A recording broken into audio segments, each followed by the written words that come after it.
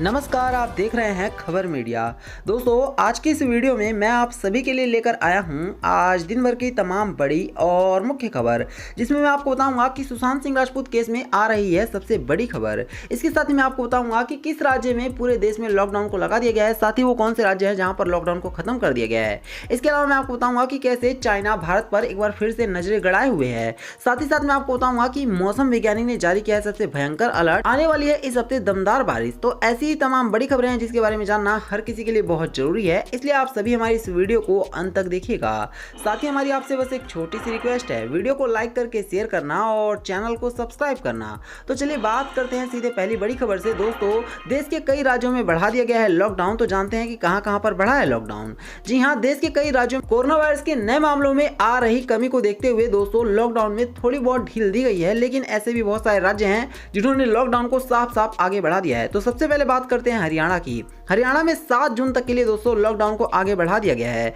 इसका मतलब यह है कि अब हरियाणा वासियों को लॉकडाउन फेस करना पड़ेगा। बात करें अगर दिल्ली की, तो दिल्ली में पाबंदियों में ढील दी गई है, लेकिन अभी भी यहां पर लॉकडाउन जारी रहेगा।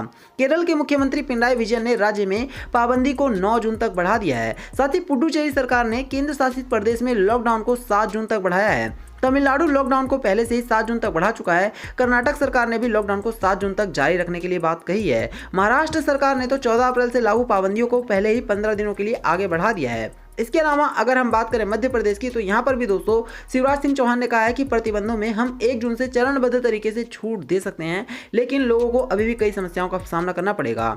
इसके साथ ही उत्तर प्रदेश की बात करें तो कल यानी 31 मई को दोस्तों उत्तर प्रदेश में कोरोना कर्फ्यू की आखिरी तारीख है। ऐसे में कयास लगाए जा रहे हैं कि यहाँ पर भी राज्य में कुछ छूट मिल सकती है। बात करें बिहार की, तो कुछ पाबंदियों में यहाँ पर ढील और नियमों में छूट के साथ राज्य में लॉकडाउन जारी रखा जा सकता है। तो हमने आपको अलग अलग राज्यों की अपडेट दे दी है। अब हम बात करते हैं सीधे एक और बड़ी खबर की। सरकार की ओर से जारी की गई है हेल्पलाइन नंबर्स को जनता तक पहुंचाए प्राइवेट टीवी चैनल। सूचना एवं प्रसारण मंत्रालय ने की है अपील। दोस्तों, इस टाइम पर जिस तेजी से हमारे देश में कोरोना वायरस फैल रहा है और लॉकडाउन लगा हुआ है, ऐसे में दोस्तों सरकार ने हेल्पलाइन नंबर जारी किया है। स्वास्थ्य एवं परिवार कल्याण मंत्रालय ने जो हेल्पलाइन नंबर जारी किया है वो है 1075। इसके साथ ही महिला एवं बाल विकास मंत्रालय ने चाइल्ड हेल्पलाइन नंबर जो जारी किया है वो है 1089। तो दोस्तों, आप सभी लोग इस नंबर को ज्यादा से ज्यादा शेयर करें और साथ ही हमारे देश के सूचना एवं प्रसारण मंत्रालय ने लोगों से अपील की है, साथ ही टीवी चैनल से अपील की है कि इन नंबरों को ज्यादा से ज्यादा लोगों तक पहुंचाएं, ताकि लोगों को कोरोना काल में ज्यादा से ज्यादा मदद मिल सके।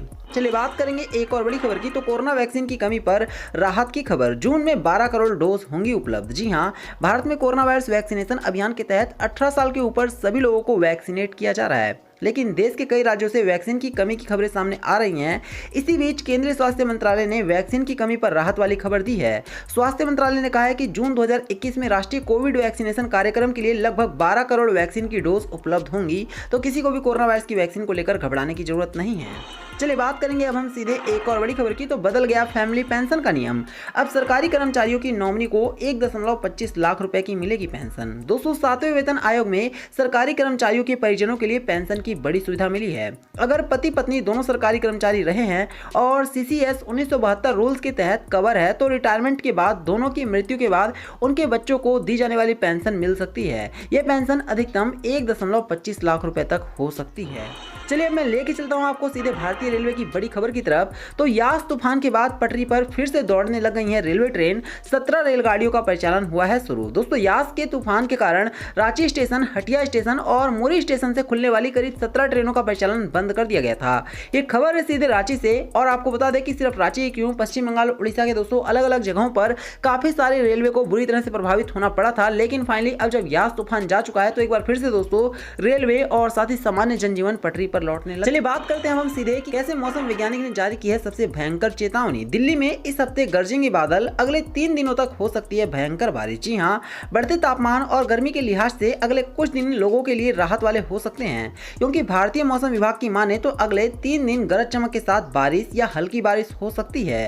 राष्ट्रीय राजधानी के आसमान में इस पूरे हफ्ते बादल छाए रहने की भविष्यवाणी की गई है। वहीं इस पूरे हफ्ते तापमान 40 डिग्री से कम रहने की संभावना विभाग ने जाहिर की है। तो साफ है दोस्तों दोस्तों कि अब आप सभी को मौसम में थोड़ी सी नमी देखने को मिलेगी और गर्मी से राहत भी मिलेगी। चलिए बात करते हैं एक और बड़ी खबर की। तो कोरोना की तीसरी लहर के लिए दिल्ली को चेतावनी, रोजाना आ सकते हैं 45,000 पॉजिटिव केस। दोस्तों राजधानी दिल्ली में कोरोना संक्रमण बिल्कुल ढलान पर है। शुक्रवार को पिछले 24 घंटे में सिर्फ 1141 मामले दर्ज किए गए। राजधानी में पॉजिटिविटी रेट 1.6% रही है। वहीं एक दिन में 139 लोगों की जान गई है। यह लगातार तीसरा दिन था जब राजधानी में नए मामले 1500 से कम दर्ज किए गए हैं। लेकिन इसी बीच दोस्तों IIT दिल्ली ने एक बड़ा खुलासा किया है और एक रिसर्च में दावा किया गया है कि आने वाले दिनों में जब कोरोना वायरस की तीसरी लहर आएगी तो दिल्ली में रोजाना 45,000 केस भी आ सकते हैं और इसके लिए सरकार को तैयार भी रहना चाहिए। चलिए बात करेंगे एक और बड़ी खबर की। देखिए कैसे प्रधानमंत्री मोदी बुरी तरह से फंस गए हैं। अनाथ बच्चों के मुफ्त शिक्षण की घोषणा पर घिर गए पीएम मोदी। प्रशांत किशोर ने उठा दिया गंभीर सवाल। जी हां, आपको बता दें कोरोना वायरस की दूसरी लहर से देश में हजारों बच्चे अनाथ हो चुके हैं, जिसके बाद सुप्रीम कोर्ट ने इन बच्चों की सुध लेते हुए राज्य सरकारों से मदद करने के लिए निर्देश जारी किए हैं। तो वहीं पीएम नरेंद्र मोदी ने पहल करते हुए अनाथ बच्चों को मुफ्त शिक्षा के लिए तमाम तरह की घोषणा की है, जिस पर राजनीतिक रणनीतिकार प्रशांत किशोर ने टिप्पणी की है। उन्होंने पीएम मोदी को याद दिलाया कि मुफ्त शिक्षा पाना हर बच्चे का संवैधानिक अधिकार है। बता दें कि प्रशांत किशोर ने पीएम नरेंद्र मोदी के ट्वीट के बाद सरकार की तीखी आलोचना भी की। चलिए बात करेंगे अब हम सीधे एक और बड़ी खबर की। तो संयुक्त राष्ट्र में बढ़ रहा है चाइना का दबदबा, भारत के लिए है खतरे की घंटी। जी हां, चीन ने संयुक्त राष्ट्र के विभिन्न निकायों को नियंत्रित करके संयुक्त राष्ट्र प्रणाली पर हावी होना शुरू कर दिया है, जो भारत के लिए खतरे की घंटी है।